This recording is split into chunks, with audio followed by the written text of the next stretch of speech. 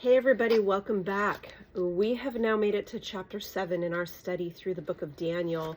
We are going chapter by chapter, verse by verse, through the whole book. This is a huge chapter, and as I'll explain in a moment, and I have explained when we were going through chapter 2, it ties directly to chapter 2 and the book of Revelation. So this is a hugely prophetic chapter. We have finally reached the conclusion in our chiastic structure. Remember, that was a way of bringing forth a point by, point A, point B, point C, and then those points being mirrored back to us. And so chapter 2, its mirror is here in chapter 7. Chapter 3, its mirror was in 6. And chapter 4, its mirror was in chapter 5. So we return to the prophecy about the age of the Gentiles here, which is a period of history that God has planned for Israel and the world. And so the age is marked by three things, according to what we learned back in chapter 2. First, it is a time for Israel to be scattered outside of their land. Second, their city Jerusalem will be under Gentile dominion. And third, this age must continue until Messiah's Second Coming. At Christ's return, the Jewish nation will then be returned to her place as the head nation on the earth. And if this background is unfamiliar to you, I do highly encourage you to revisit my video from the chapter 2 study. That review will be helpful for you, since Daniel 7 takes the teaching of chapter 2 and expands it greatly. Remember, to understand this chapter here, chapter 7, you need to know, as I said, that Daniel 2 and Daniel 7 both speak about a timeline that is shown in Nebuchadnezzar's statue in his dream in chapter 2. This timeline shows the demonic seed of Satan, the Babylon system, traveling geographically through different empires throughout history. Daniel 2 was from man's view. Man sees the government empires and their leaders. But Daniel 7 here, speaking of the same empires, is from God's view. God sees the ugly beast, the demonic force behind the empire, the beast system transforming throughout history. So in Revelation, when Satan is described as a dragon and the Antichrist as a beast, the false prophet as another beast, and here in Daniel, we will see all the empires spoken of in chapter 2 as beasts also, which is how God sees this same demonic beast system. So when we arrive at Mystery Babylon, that we saw in our Revelation 17 and 18 videos, which is the current, Mystery Babylon is the current world power. It was a mystery in scripture. It was not revealed, I believe, until very recently. People did not see or understand this, and I believe a lot of people still don't see and understand that Mystery Babylon was a mystery, and that it is the current Gentile world power on the statue that was not revealed in the book of Daniel, but it was revealed in the book of Revelation. The United States, well, I should say, the current world power is the current seat of Satan right now. Prior to the tribulation, the Babylon system, through God's view, and we know it's God's view because it is shown as a beast. It is shown as a scarlet beast in Revelation chapter 17 that the harlot is riding. And the harlot is the representative of Mystery Babylon. So the Mystery Babylon, whoever Mystery Babylon is, which is, we know, is the current Gentile world power, it shows her riding that scarlet beast. So we know that's from God's view. The United States is currently riding and controlling this current demonic system. whose power needs to be taken from her in order for the Antichrist final Babylon, the final beast system, to be implemented. For more clarity on where the United States is in end times and Mystery Babylon, I do recommend watching my Revelation 17 and 18 videos.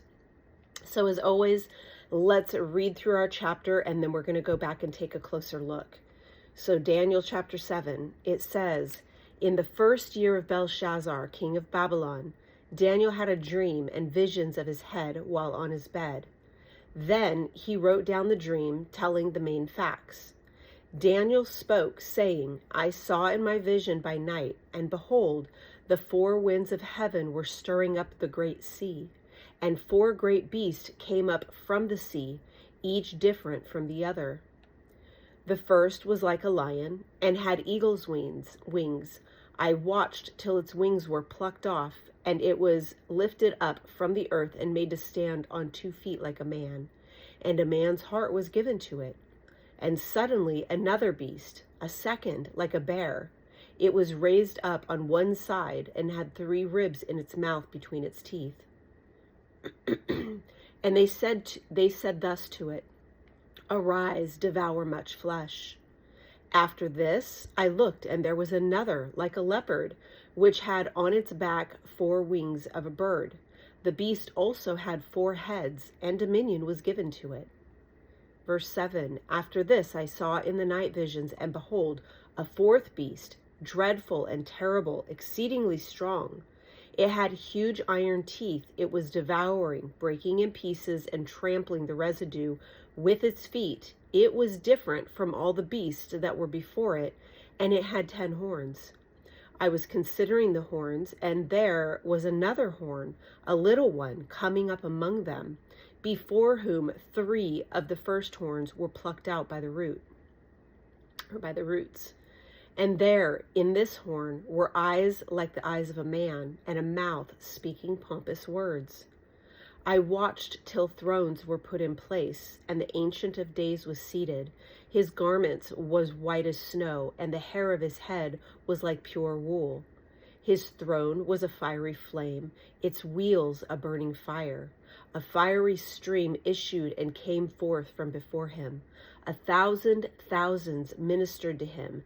10,000 times 10,000 stood before him. The court was seated, and the books were opened. I watched then because of the sound of the pompous words which the horn was speaking. I watched till the beast was slain, and its body destroyed and given to the burning flame. As for the rest of the beasts, they had their dominion taken away, yet their lives were prolonged for a season and a time. I was watching in the night visions, and behold, one like the Son of Man coming with the clouds of heaven. He came to the Ancient of Days, and they brought him near before him. Then to him was given dominion and glory and a kingdom, that all peoples, nations, and languages should serve him.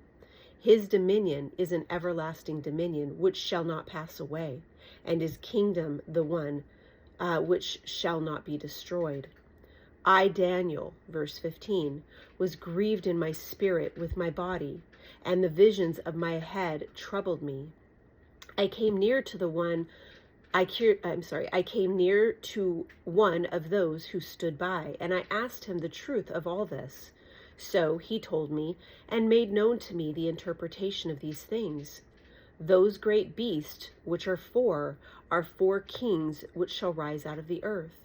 But the saints of the Most High shall receive the kingdom, and possess the kingdom forever, even forever and ever.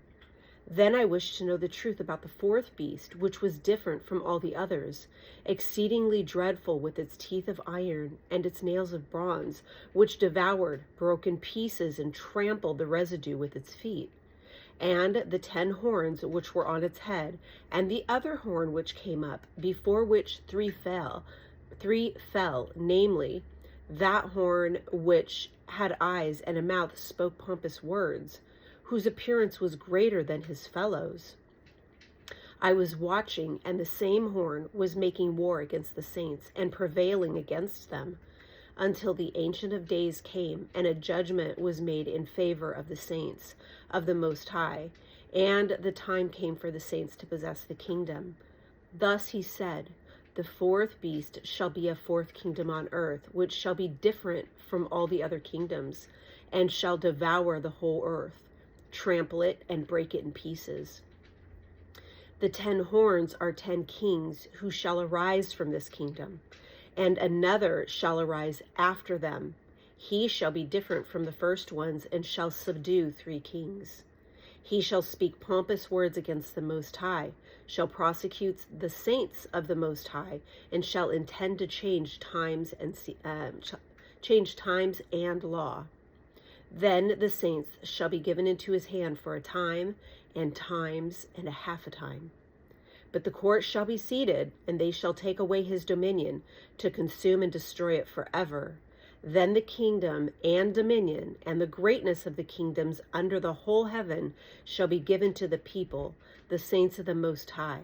His kingdom is an everlasting kingdom, and all dominions shall serve and obey him.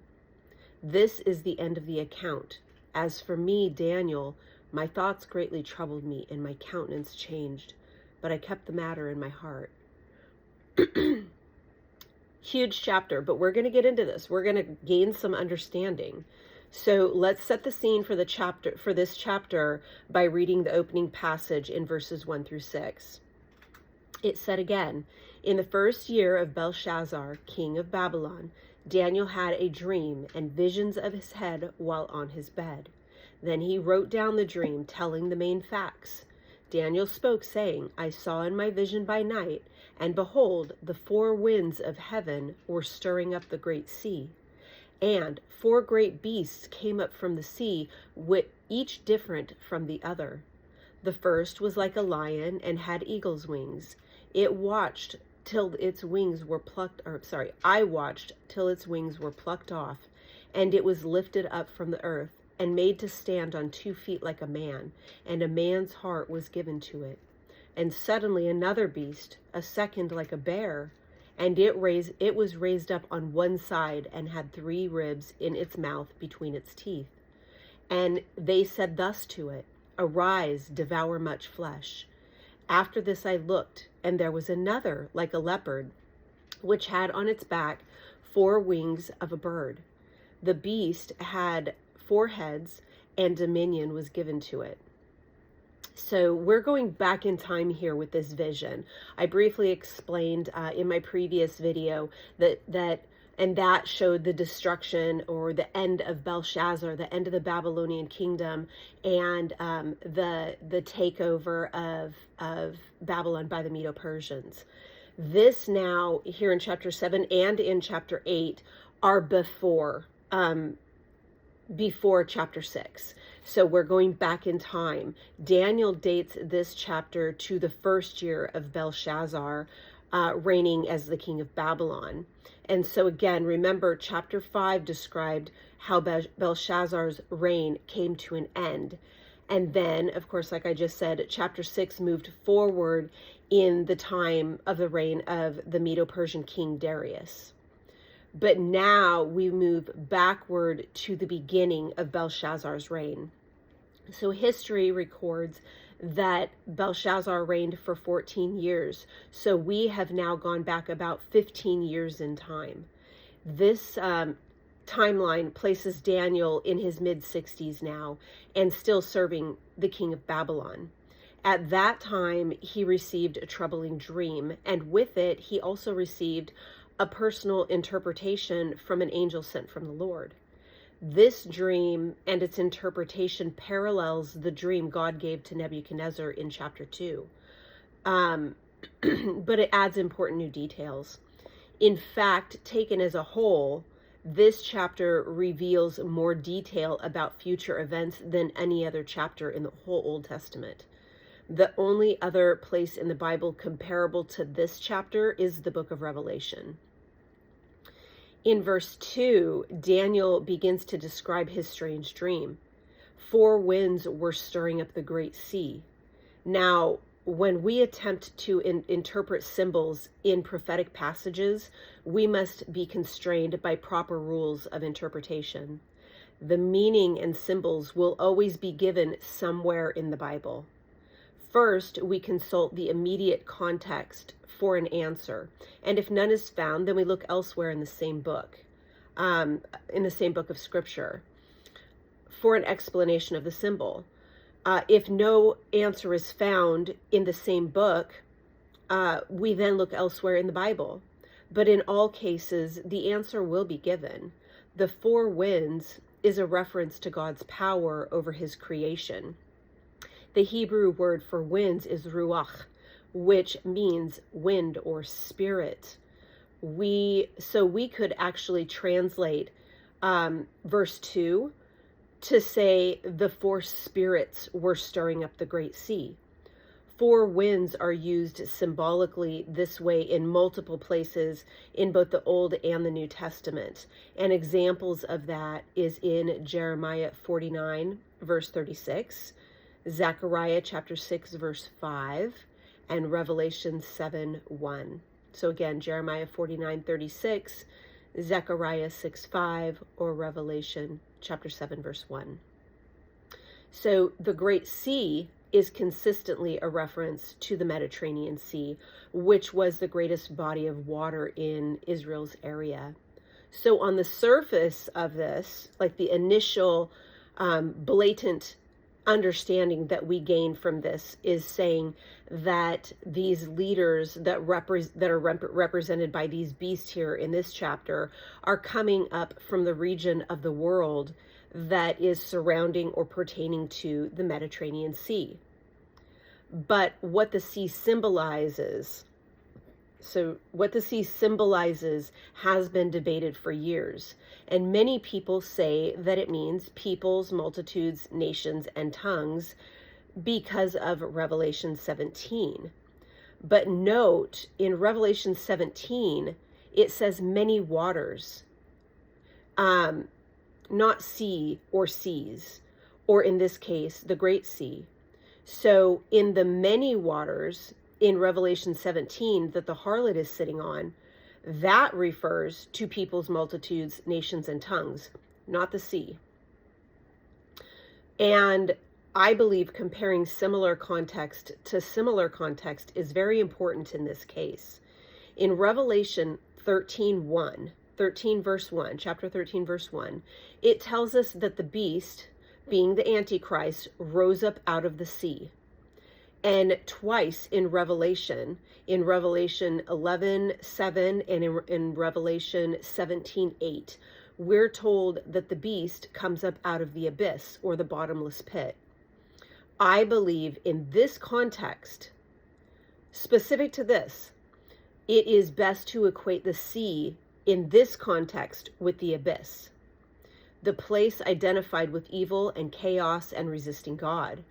We see demons coming out of the abyss in Revelation 9, verses 1 through 11, and Satan will be bound and imprisoned in the abyss or the bottomless pit during the millennial kingdom.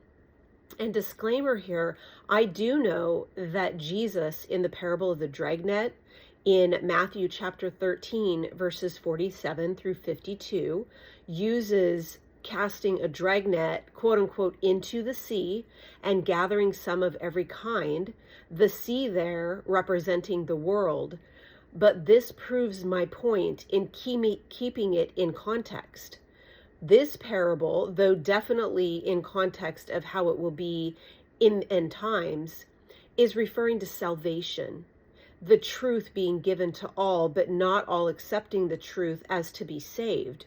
It's not using sea in the same context of the beast system as it is here in Daniel and in Revelation. So I believe, since both here in Daniel 7 and in Revelation 13, it is from God's view, both showing God's view of the beast or demonic spirit behind the evil government systems, these two chapters are identical in the same context. Thus, it is meaning that Daniel is being shown where the demonic spirit or power behind these beast systems arise from. They are arising out of the abyss, just as it was the demonic spirit was that is behind the Antichrist. Sorry, lost my train of thought there. But it just as that is where the demonic spirit behind the Antichrist was raising from or arising from in Revelation 13. So it's the exact same context there. Next, Daniel says 4 beasts emerged from the sea. Each beast was different from the other. And so in chapter 2, Nebuchadnezzar dreamed of a statue with 5 sections. Those sections described a timeline of kingdoms, each one replacing the prior one. But that chapter told us virtually nothing about the nature of these kingdoms. Now, in this dream, we have 4 beasts, and as we're going to see, these 4 animals correspond to the same 5 kingdoms, with the 4th transforming and becoming part of the 5th. With the 4th kingdom never really having been destroyed, that being Rome, it shows it here as the 4th beast being Rome, but then shows it, you'll see, it shows it transformed or transforming into the final Antichrist beast system. In chapter 2, it is shown as the feet and 10 toes. That's the 5th kingdom there, or what the 4th kingdom looks like after it transforms. That's the feet and 10 toes, being part iron, which was Rome, and part clay, showing that it's divided. But in the coming verse 7 here in Daniel 7, it says that this now transformed beast will trample with its feet. Okay, the feet and 10 toes. By it keeping this kingdom as the 4th beast here in chapter 7, it shows how God sees the Antichrist final beast system as coming from Rome, but dividing or weakening in its strength. But the beasts here in chapter 7 do not imply a timeline as the parts of the statue did in chapter 2. Instead, the beasts emphasize the demonic nature of each kingdom. So this dream confirms the earlier interpretation and adds important information about what to expect in each kingdom period. Most importantly, this chapter focuses our attention on the final stage of the 4th kingdom transforming into the 5th. Remember, Nebuchadnezzar's dream of the statue was actually a dream of 6 kingdoms, not 5. At the conclusion of the 5th stage of the statue, the feet and 10 toes, a new kingdom was established from heaven. As we learned in chapter 2, that final kingdom is the kingdom of Christ that he establishes at his second coming. Now, here in chapter 7, we're going to learn important details about how the last kingdom in the age of the Gentiles comes to its end in preparation for the Lord's return. And naturally, this is our primary interest in this prophecy. So the 4 kingdoms have already appeared in history. It was Babylon, Medo-Persia, Greece, and Rome. All have come and gone. So as the world comes to the final period of the 4th kingdom, where it transforms into the 5th kingdom, again, the feet and 10 toes, our interest naturally moves to how the age of the Gentiles ends. Therefore, the prophecy in this chapter fills in many of those blanks. So at this point, we arrive at our interpretation of the sea, wind, and beasts. The Lord tells Daniel he will move among the Gentile nations of the world supernaturally to raise up 4 kingdoms. The first of these kingdoms is Babylon, which we know from chapter 2. That kingdom is later pictured as a lion with wings of an eagle, and at a point, the wings are plucked off. Later, the beast is made to stand up like a man, and a man's mind is given to the beast. And as we would expect, all the details of this beast match the history of Babylon perfectly. First, the nation of Babylon used both a lion and an eagle as national symbols. In fact, statues have been found in Babylon of lions with wings. Furthermore, the beast description matches Nebuchadnezzar's 7-year humbling and exile. He had his authority and honor removed by God, represented here by the wings being plucked. But later, Nebuchadnezzar was restored from living like a beast. His right mind was returned to him, and he stood up on his feet, and which that representation means he was returned to his position as king, and I believe he was saved. And we saw all of that in chapter 4. Next, Daniel described the second beast as a bear, raised up on one side with 3 ribs in his mouth. Here again, the symbol matches perfectly the history of the Medo-Persian Empire. That one replaced the Babylonian Empire. In ancient Palestine, the bear was considered the second most fierce predator, just after the lion. The bear is known for overpowering prey by its weight and its strength. The bear crushes and rips apart its prey, as was the military strategy of the Medo-Persian Empire. They amassed huge armies that defeated enemies by sheer strength and numbers, and as they conquered, they utterly destroyed their enemies with a vengeance. Also, their empire arose out of 2 peoples, the Medes and Persians, yet the power was not equal. The Persians were far more powerful of a people, having a much larger empire and superior army to the Medes. This is reflected in the bear being raised on one side, the higher side being the stronger, the Persians. Heavenly voices then told the bear to devour much flesh, meaning to conquer many nations. And the kingdom defeated 3 major adversaries in its rise to world domination. First, it defeated Babylon, then Lydia, and finally it conquered Egypt. These 3 conquests are represented by the 3 ribs in the bear's mouth. This empire ruled for 208 years, having conquered an even greater area than even Babylon possessed. Next, Daniel described a third beast resembling a leopard with 4 heads and 4 wings. This beast corresponds to the Greek Empire of Alexander the Great, which conquered the Medo-Persians. In fact, history reports that Alexander pointed to the book of Daniel in his day as proof that he was destined to conquer the world. So, taking confidence in Daniel's predictions, Alexander's armies moved swiftly from west to east, completing a victory in record time.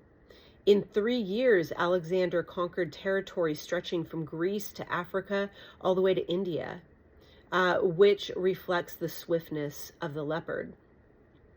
His swiftness and agility are represented by the 4 wings. 2 more than, you recall, the beast of Babylon. The lion only had 2 wings. So this with 4 wings, showing it was swifter and had more agility than Babylon. During Alexander's life, he delegated government control over his vast territory to 4 divisions with a single governor in charge of each. And at Alexander's death, he had no heirs. So his empire was divided among his top 4 generals in 4 geographical regions. There was an east, west, north, and south division, and these divisions are represented by the 4 heads on the leopard. All these details track with history and with the earlier dream of chapter 2. But the real interest has always been with this 4th, and that becoming the 5th kingdom. Not only does the 5th kingdom receive the most attention, both in chapter 2 and here in chapter 7, but it's the most important historically. This kingdom will be the one that ushers in the kingdom of Christ one day. Therefore, we are most interested in knowing how this kingdom will proceed over time, and in particular, how it ends. Since we know we are currently living in the interim of the 4th kingdom becoming the 5th kingdom. We are currently at the ankles in the statue. We are the current world power system right now that is ruling. In between Rome, the iron legs, having ruled, which they no longer do, and the Antichrist final beast system, the feet and 10 toes. So then these details will naturally be very important to us. In fact, they speak of our own future, looking ahead to the end of this age. So then Daniel describes the next vision he sees in his dream in verses 7 through 8. It says, "After this I saw in the night visions, and behold, a fourth beast, dreadful and terrible, exceedingly strong, and it had huge iron teeth. It was devouring, breaking in pieces, and trampling the residue with its feet. It was different from all the beasts that were before it, and it had 10 horns. I was considering the horns, and there was another horn, a little one, coming up from among them. Before whom 3 of the first horns were plucked out by the roots. And there in the horn were eyes like the eyes of a man, and a mouth speaking pompous words." So the first thing we notice about Daniel's description of the fourth beast is his inability to compare it to any living creature today. In the case of the earlier beast, Daniel drew comparisons to real life animals: a lion, a bear, or an eagle, a bear, a leopard. But in this case, there simply was no comparison possible. This beast was unlike anything else, dreadful and terrifying, and this detail alone piques our interest, just as God intended. But as I previously explained, if you go to the other bookend of Daniel, that being Revelation, for fulfillment and context, we find an amazingly clarifying description of this little horn, the Antichrist, in Revelation 13, verse 2, which says, "Now the beast," which is the Antichrist, "which I saw, was like a leopard. His feet were like the feet of a bear, and his mouth like the mouth of a lion. The dragon gave him power, his throne, and great authority." So the description of this beast that has come up out of the sea here in Revelation chapter 13, verse 2, reminds us of the first 3 beasts that Daniel saw in his dream. This beast, the Antichrist, and his system has incorporated the characteristics of the animals from Daniel's dream. The lion was a fitting symbol of the fierce, consuming power of the Babylonians. The bear symbolizing the ferociousness, strength, and stability of the Medo-Persians. The leopard was a fitting symbol of a swift conquest of the Greeks, done with speed and viciousness. John, though, in Revelation, lists the 3 animals in reverse order, if you notice that, from what Daniel does, since John was looking backward through time. Daniel, looking forward, lists the animals and the kingdoms as they are represented in chronological order. This 4th beast, being Rome, then transitioning into the 5th, represents the revived Roman Empire, the Antichrist's final empire. This revived Roman Empire will be a composite of all the animals that we saw. Sorry, I went right past it. Oh, no, I didn't, actually. I didn't need to go a little further.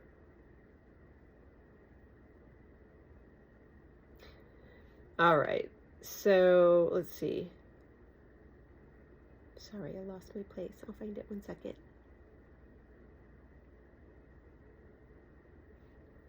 Oh. Okay, sorry. I was in the completely wrong section altogether. So thank you for bearing with me. So, all right, there we go. So the revived Roman Empire will be a composite of the empires that preceded it. It's going to be a part of all of them, a makeup of all of them. It will be a mix of the ferocity, viciousness, and swiftness and strength of the other world empires. This powerful empire will not compare to any empire in human history. It will be Satan's last and greatest attempt to stop the reign of Christ, the rightful and true king. Satan will give his power, it says in Revelation 13, and his throne and his authority to the beast.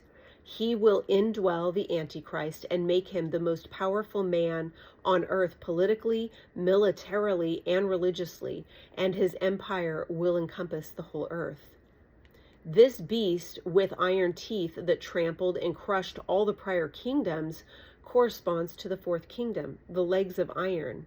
And then transforming into the fifth kingdom, we see as the feet and 10 toes in chapter 2 in the statue. Several details confirm this interpretation. First, this kingdom devours the prior kingdoms, confirming this kingdom is the one that follows the Greek Empire. Second, this beast has iron teeth, which reminds us of the iron legs of the fourth kingdom of the statue in chapter 2. And third, then it is shown transforming by it now having 10 horns, which we see a confirmation that this matches the fifth kingdom of the statue. In the statue, the fifth age ended with the feet and 10 toes. In chapter 2, the meaning of the 10 toes was not explained, but will be explained in this chapter. We also learn that among the 10 horns, though the 10 horns was not explained, but also will be explained here. But out of those 10 horns, an 11th horn suddenly appears on the beast. This horn was unique in that it had facial features of a man and was able to speak. It uttered great boasts about itself, and it did violence to 3 of the other horns, resulting in only 7 remaining. And we're going to take at the horns a bit more closely in just a moment. But for right now, let's look at verses 9 through 12. It says, I watched till thrones were put in place, and the Ancient of Days was seated. His garment was white as snow, and the hair of his head was like pure wool. His throne was a fiery flame, its wheels a burning fire. A fiery stream issued and came forth from before him. 1,000 thousands ministered to him. 10,000 times 10,000 stood before him. The court was seated and the books were open. I watched then because of the sound of the pompous words which the horn was speaking. I watched till the beast was slain, and its body destroyed and given to the burning flame. As for the rest of the beast, they had their dominion taken away, yet their lives were prolonged for a season and a time. So now we see in verse 9 the end of all the beasts and the arrival of an entirely new kingdom. Once again, this detail matches the ending of the statue prophecy in chapter 2, with the statue being destroyed by the arrival of a rock not cut by the hands of man. The rock represented, of course, Jesus at his second coming, and the statue itself represents the age of the Gentiles. So we see that the age of the Gentiles will end when the Lord returns to set up his kingdom on earth. Now we find a similar pattern in Daniel's dream. The 4 beasts were represented, the 4 beasts here represented the same 4 kingdoms in the age of the Gentiles. So we see a description of Jesus's return and the kingdom. First, we're told that thrones were set up and the Ancient of Days took his seat. This is a reference to the Father. He has taken a seat in the sense of judging, preparing a judge, preparing to pass judgment. His description is similar to the description that John gave to the glorified Jesus. If you remember in Revelation chapter 1, verses 13 through 14, it said, speaking of Jesus, and in the midst of the 7 lampstands, one like the Son of Man, clothed with a garment down to his feet and girded about his chest with a golden band. His head and hair were white like wool, as white as snow, and his eyes like flames of fire. So though one describes the Father and the other the Son, the similar appearance of both is purposeful. Jesus appeared to John in Revelation to explain what events would bring about the end of the age. And Daniel is receiving a dream describing much the same thing. Therefore, these 2 moments are intended to be linked in our minds. Hence, the similar description of both members of the Godhead. Around the Father was the court of heaven, with his throne being a fiery flame, and a river of fire flowed from him. And he was attended, it said, by 1,000 thousands and 10,000 times 10,000, meaning an innumerable amount. With the books being opened, it is clear that a judgment according to law is about to take place. After the Father has sat down to judge, our attention is turned to the events on earth, where the Father's judgment is directed. First, the beast, the boasting horn, that being the Antichrist, is slain and destroyed, given over to the judgment of fire. This is a direct result of the Father's judgment in heaven. This pattern of heavenly judgment followed by earthly consequences mirrors the events that we saw in Revelation. In effect, Daniel 7 is a little revelation, in that it is describing the way the heavenly judgments of tribulation result in earthly destruction. Furthermore, not only is the fourth and then transformed fifth beast destroyed, but so are the remnants of the earlier beasts, so that what they all represented has now been taken away. In verse 12, it refers to the rest of the beasts, and these represent the previous Babylonian, Persian, and Greek kingdoms. It's saying that they had or will have their dominion taken away, but not in the same manner as the fourth beast. The fourth beast refers to the Roman Empire, the iron legs, which then, as I've said numerous times, and I'll continue saying, it becomes the revived Roman Empire, the feet and 10 toes. It is saying that these previous kingdoms were, or in Daniel's case will be, destroyed, but not together, but successively.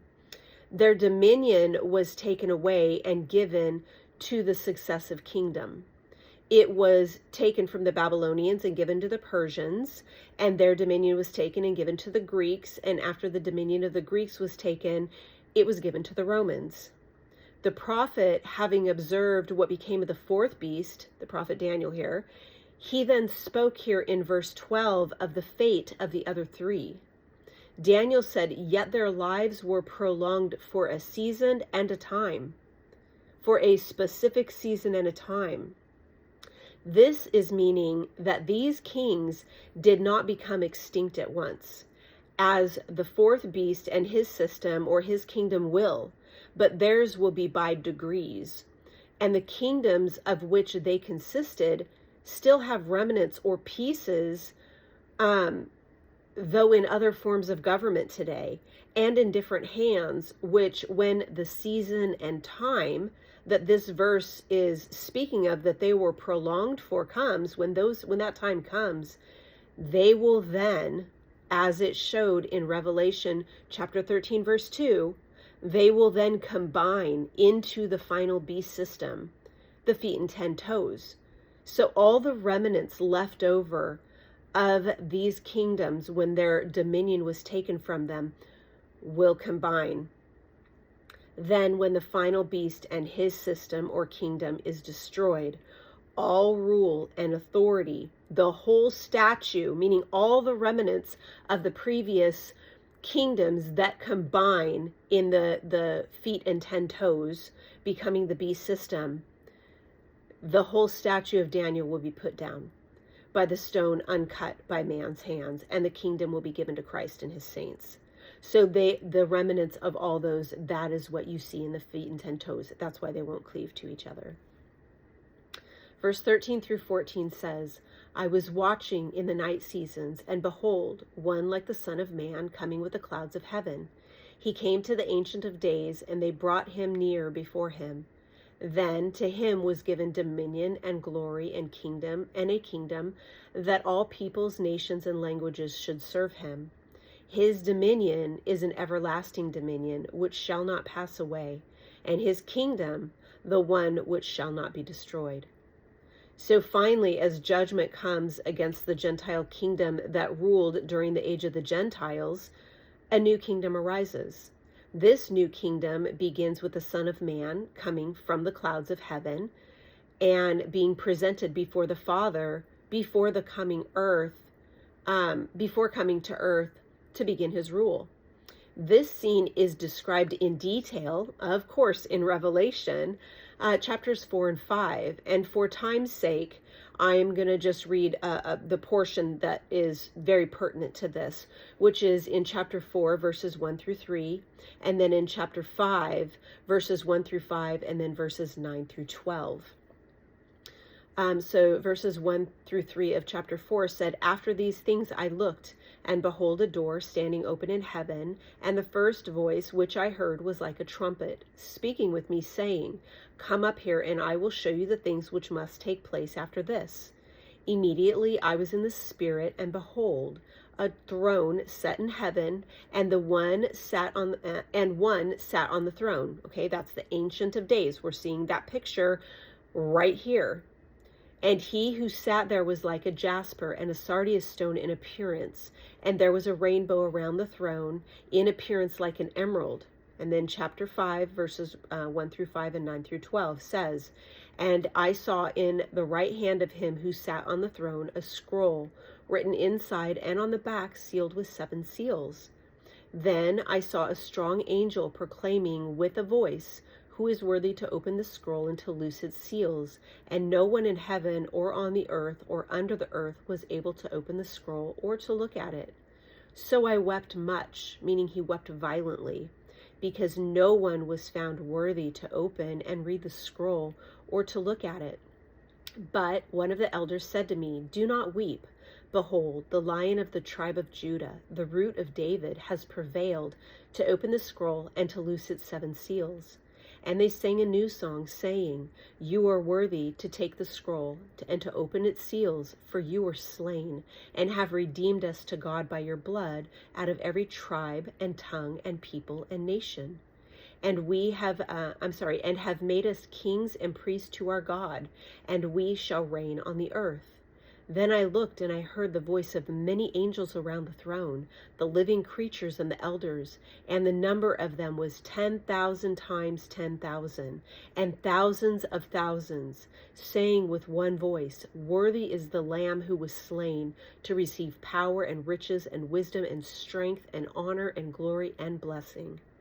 So notice the description of the scene of innumerable angels, creatures, and elders, of whom the elders represent the raptured church, attending to the Father on the throne, and the Son of God being presented before the Father and receiving the seal, which is the right to judge the world. Finally, the Son being granted a kingdom on earth, having purchased the earth with his blood. Compare that description to the one here in Daniel, verse 14. All the same features are present. People from every peoples, nations, and languages serving Christ. The Son of Man presented before the Father, the Son granted to dominion, and Christ's dominion will last forever. There will never be another Gentile nation or any kingdom to take power away from Christ. He is the one granted authority to rule over the world. So to this point in Daniel's dream, we have a consistent parallel with Daniel chapter 2.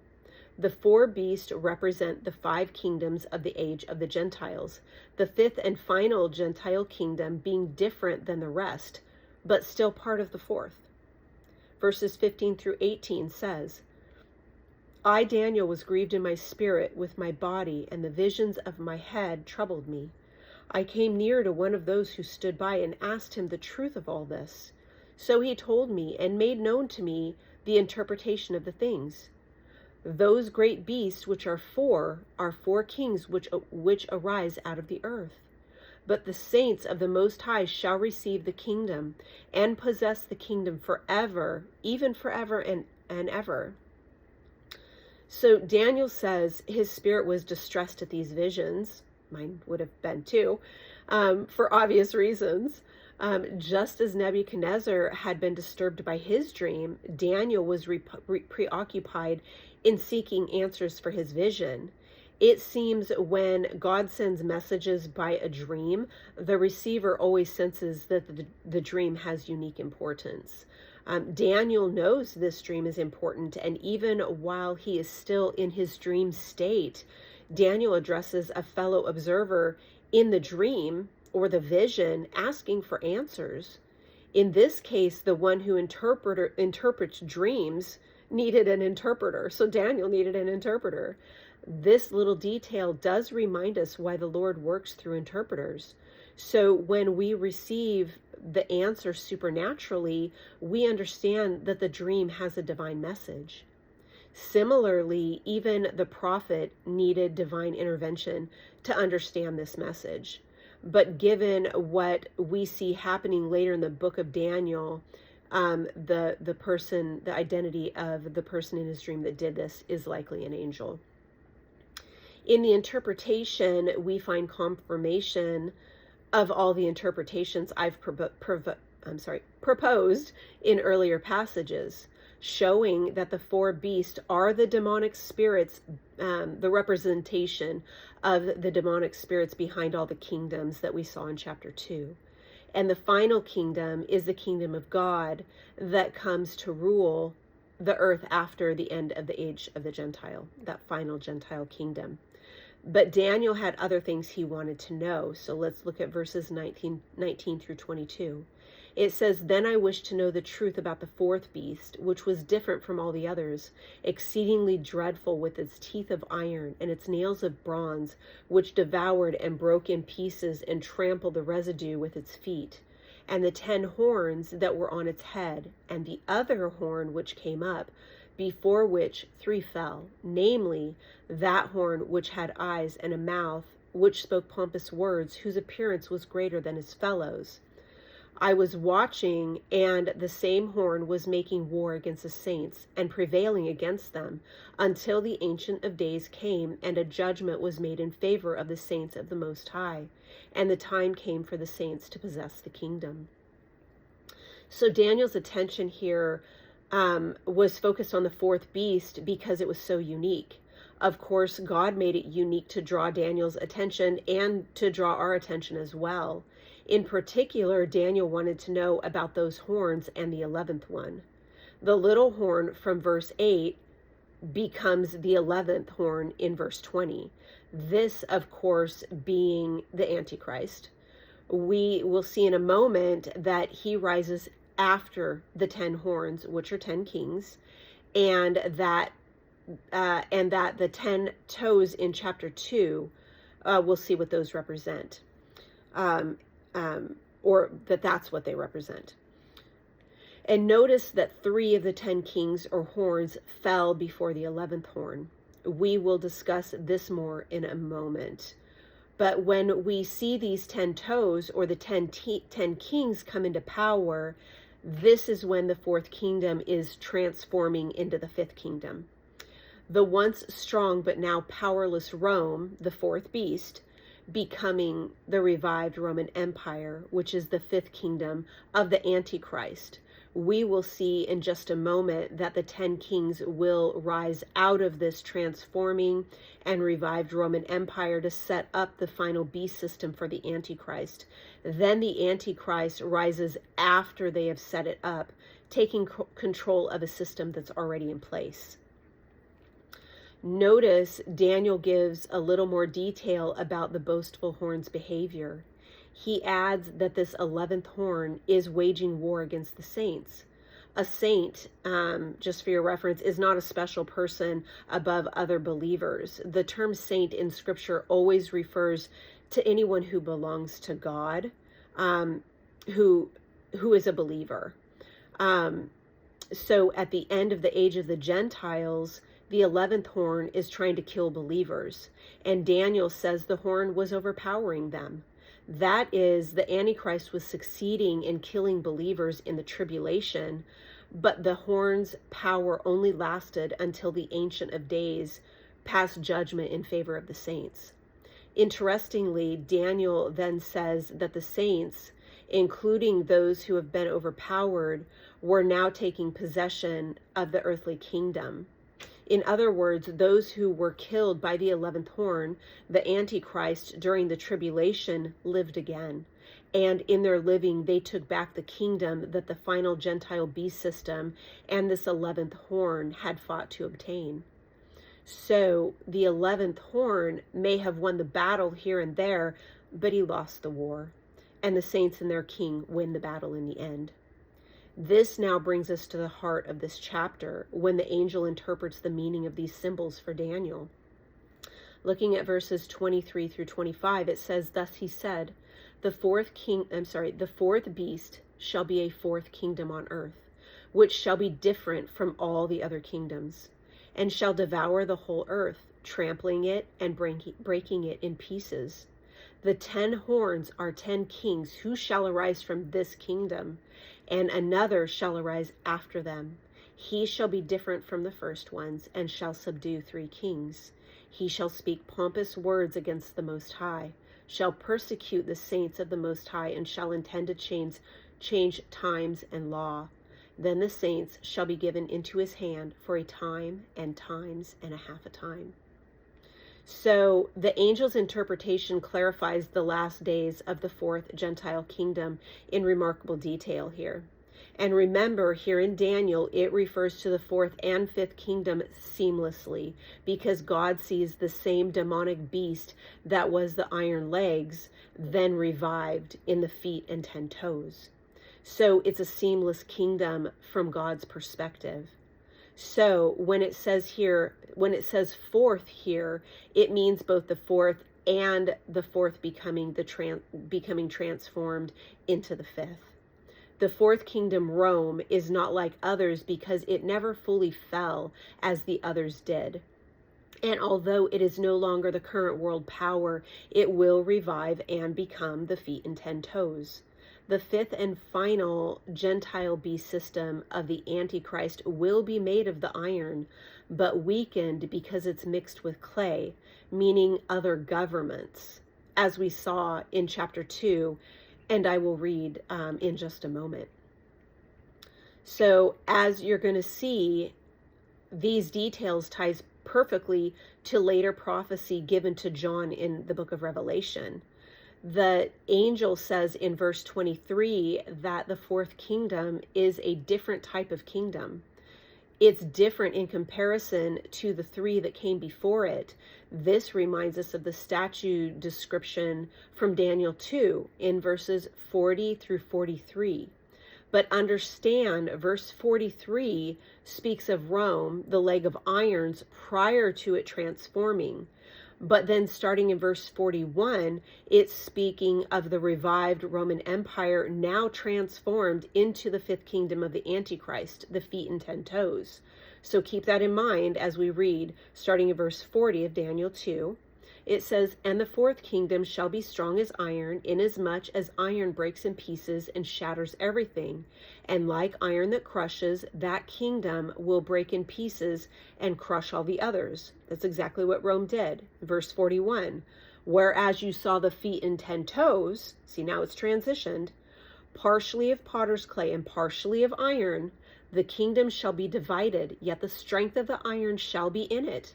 Just as you saw the iron mixed with ceramic clay, and as the toes of the feet were partially of iron and partially of clay, so the kingdom shall be partially strong and partially fragile.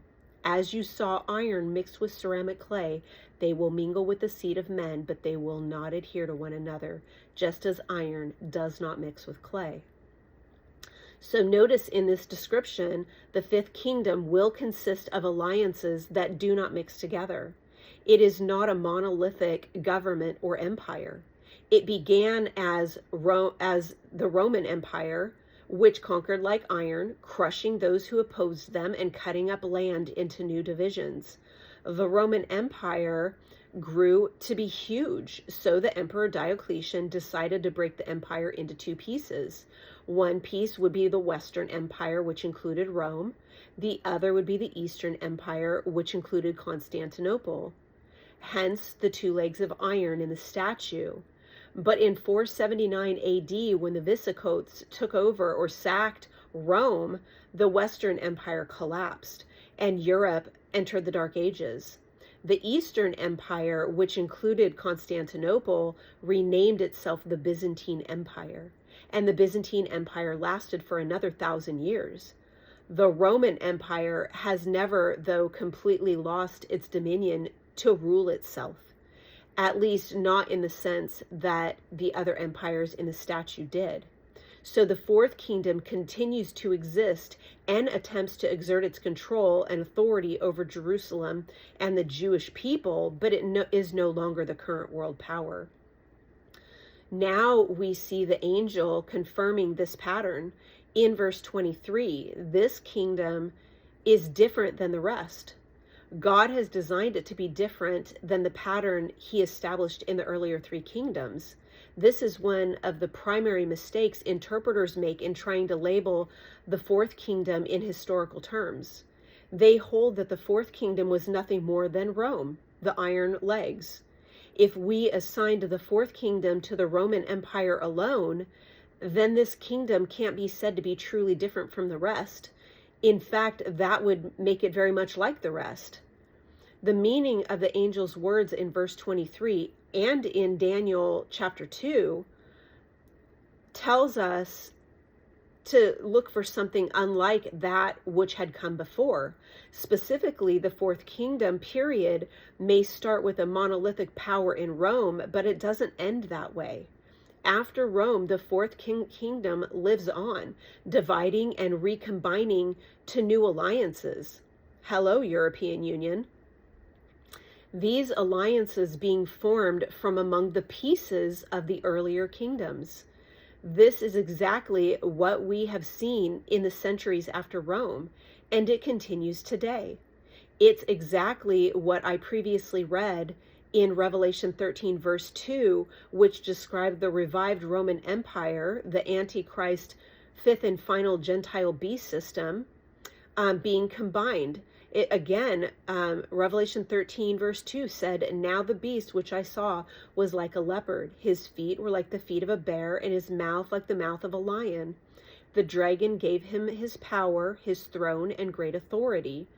This confirming this revived Roman Empire is formed from the pieces of the earlier kingdoms. It has incorporated the characteristics of the previous animals in Daniel's dream and has become the feet and 10 toes. So then in verse 24, the angel begins to explain the horns. Each horn represents a king, and out of this fourth kingdom, 10 kings will arise. These are the 10 horns Daniel saw initially. Notice that these 10 horns are contemporaries, meaning they exist and rule at the same time, just as the statue in Daniel 2 ended with 10 toes lined up together. Also, that the statue was a timeline. So therefore, the feet and 10 toes represent the very age of the end of the Gentiles. In Revelation 17, verses 12 through 13, the angel told John that the 10 horns, which are the 10 kings under the Antichrist, hated the harlot.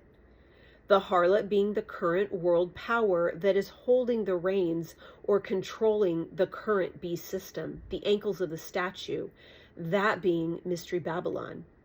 It said, "The 10 horns which you saw are 10 kings who have received no kingdom as of yet, but they receive authority for 1 hour as kings with the beast.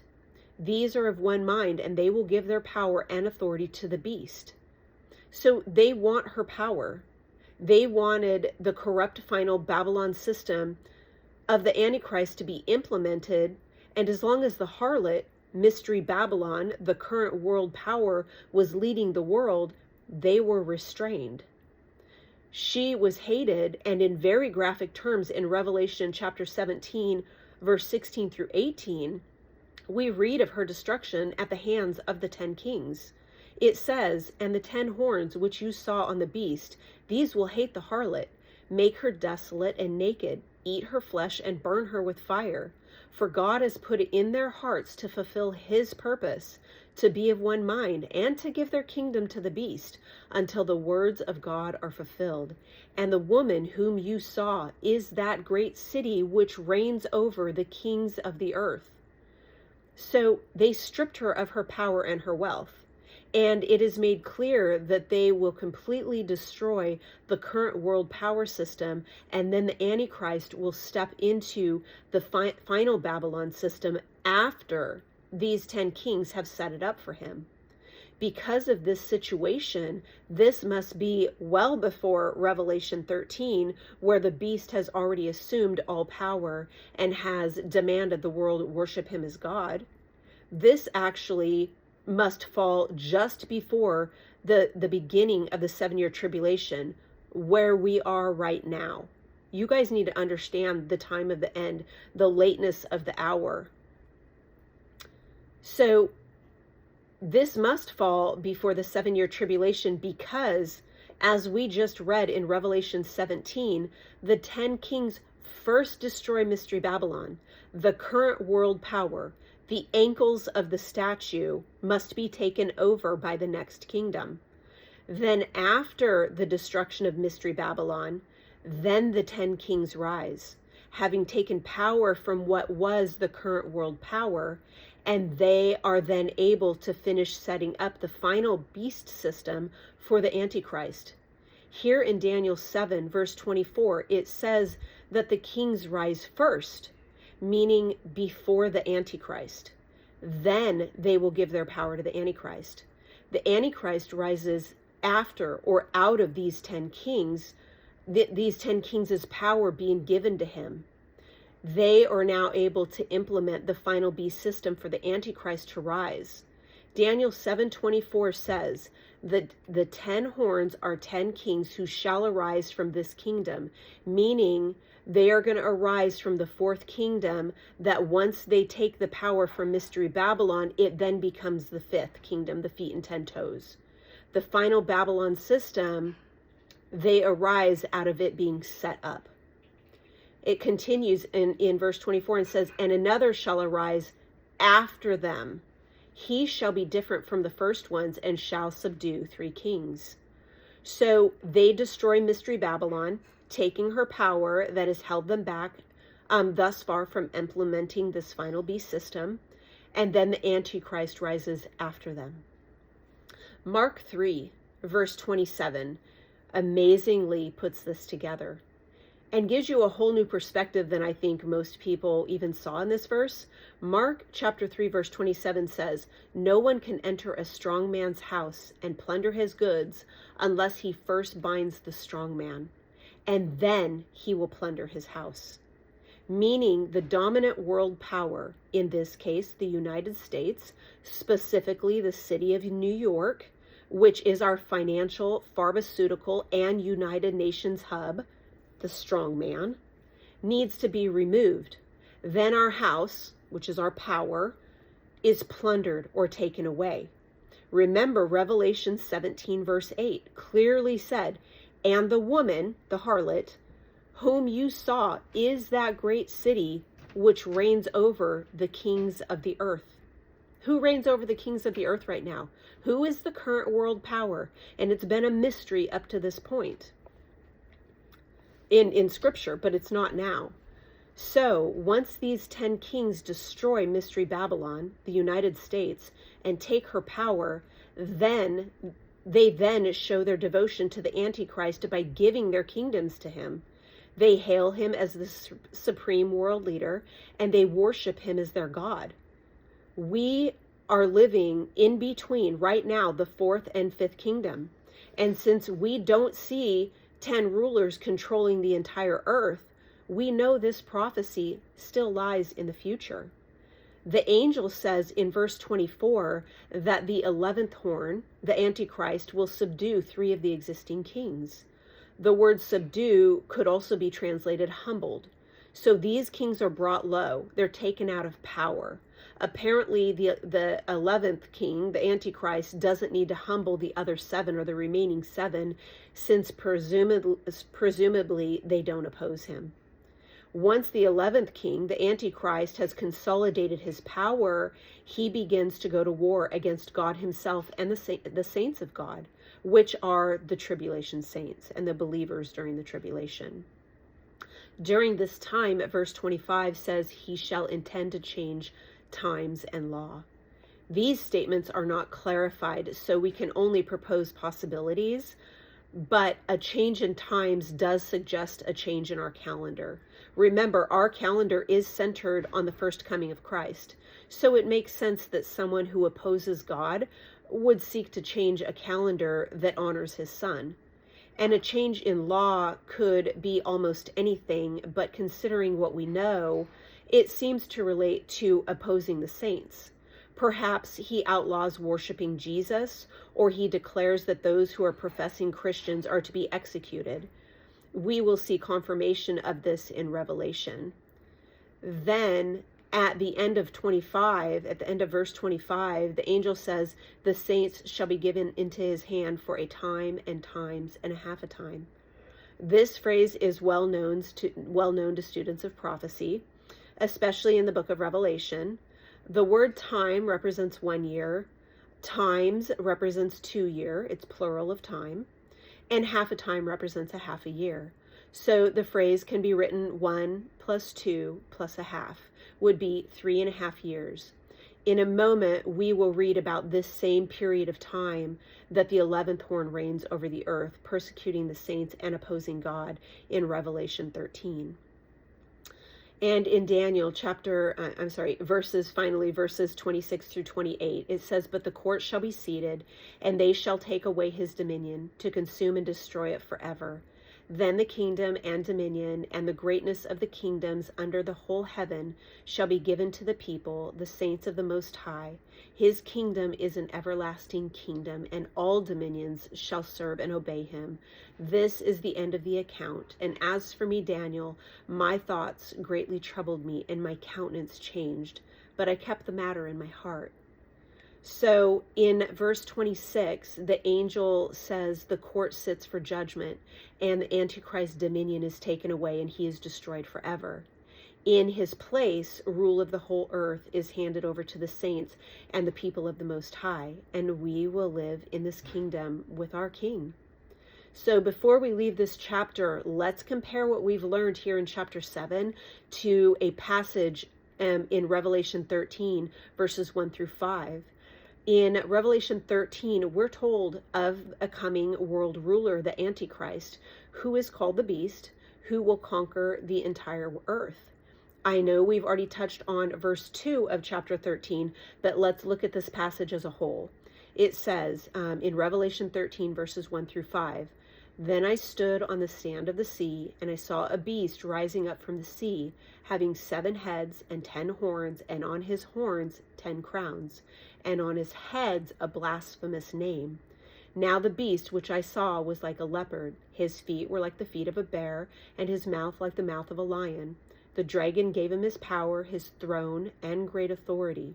And I saw one of the heads as if it had been mortally wounded, and his deadly wound was healed. And all of the earth marveled and followed the beast. So they worshipped the dragon who gave the authority to the beast, and they worshipped the beast, saying, who is like the beast? Who is able to make war with him?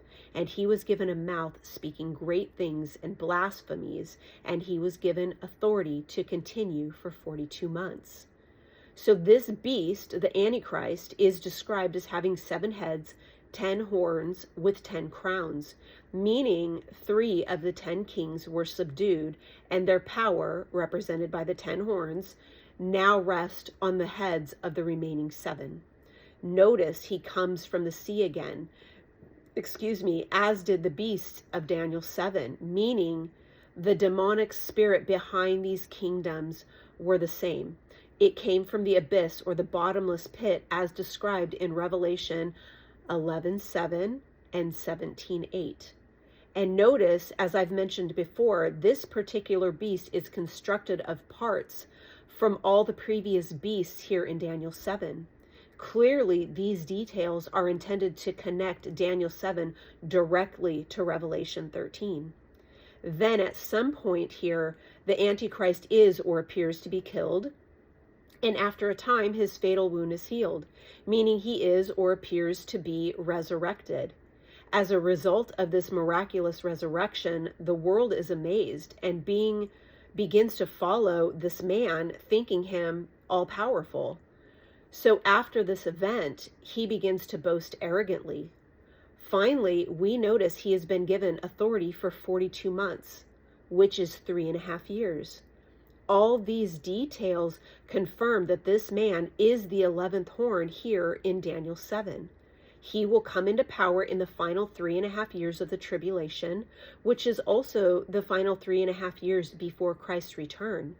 He goes by many names in the Bible, including the 11th horn, the beast, the prince to come, the son of destruction, the man of lawlessness, the son of perdition, and most famously, the Antichrist. He rules the entire world for the final half of the 7-year period called the tribulation. And by his miraculous resurrection, he convinces the world that he is Christ, or that he is the Christ, the Messiah, God himself. In Revelation 13:2, we're told that the dragon gave his power to the beast, enabling him to resurrect and become the world and command the world's obedience.